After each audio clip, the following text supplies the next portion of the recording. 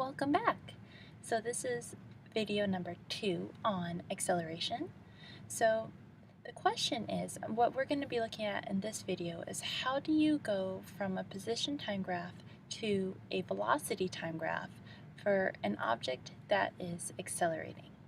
So we have a position time graph for an object that is speeding up in this case it's speeding up in the positive direction. And how do we go and draw our velocity time graph? Well, remember from before that it was the slope of a position time graph gave us our velocity, but the slope is changing, so this is how we deal with it. So what is the corresponding velocity time graph?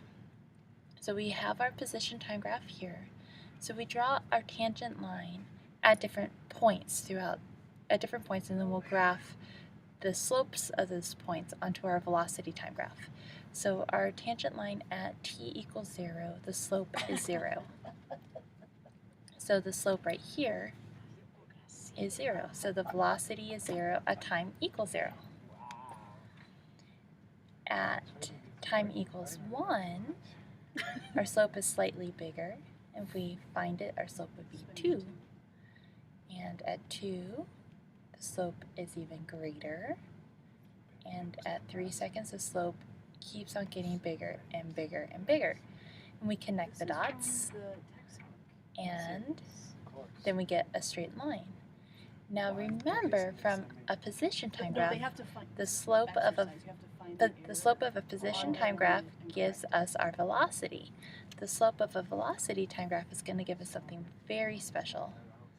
So the slope is rise over run, so change in velocity over change in time. So the slope of a velocity time graph gives us our acceleration. So the definition of acceleration is change in velocity over change in time.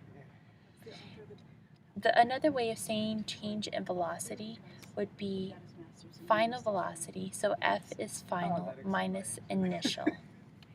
So a change in velocity over change in time is our definition of acceleration.